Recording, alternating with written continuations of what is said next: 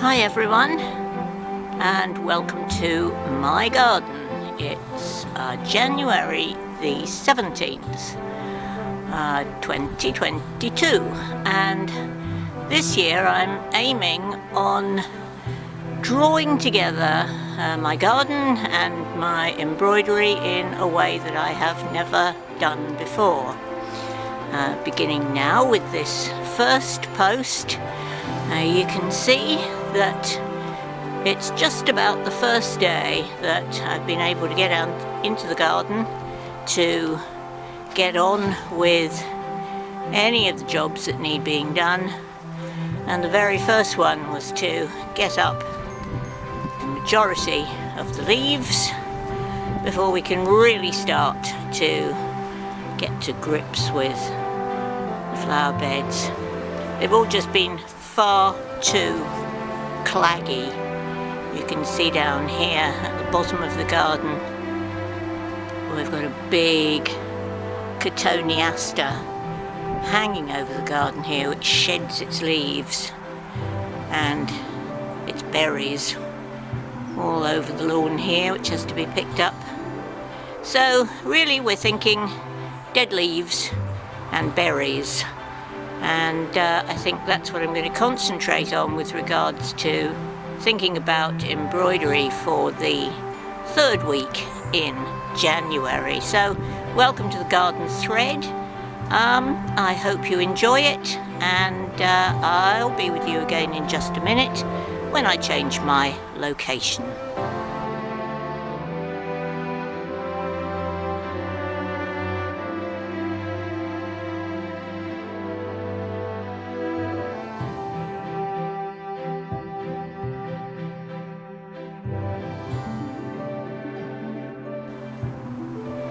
So here we are, by the magic of video, back up at the top of the garden again, and you can see those leaves have disappeared.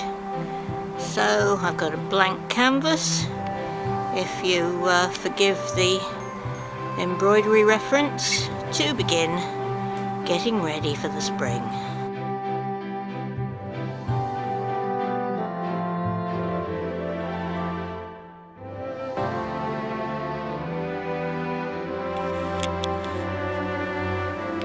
So here we are now, it's the 30th of January, the last Sunday of the month, and the garden is looking a good deal tidier than it was this time a couple of weeks ago.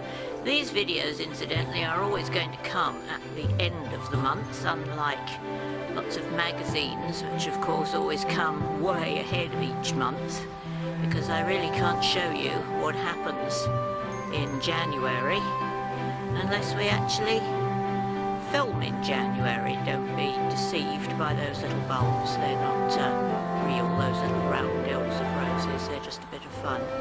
So as you can see, everything's nice and tidy. The flower beds have been cleared of all those awful great piles of leaves that were up there.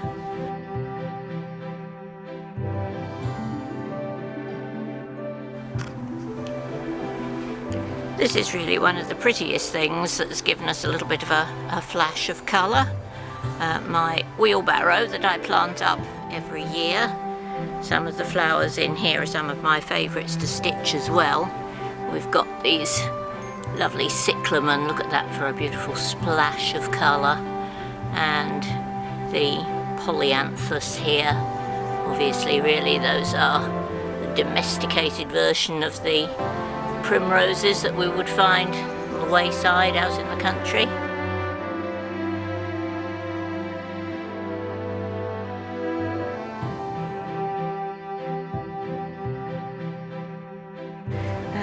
I noticed in somebody else's garden that the periwinkle had already got some flowers on it. There's always something new to learn, but then I noticed, I came home and had a look, and can you just see there's a little flower bud coming on that little fellow. So perhaps it won't be too long until we get some periwinkle as well.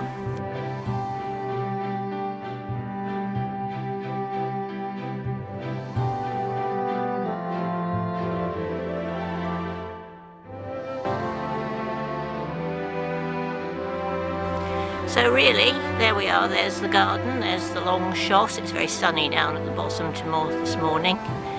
And now I'm going to go back inside and have a look at what I can find as far as interpretations are concerned. The best bit is to see all the little bulbs coming up, so ready to be pretty in the spring.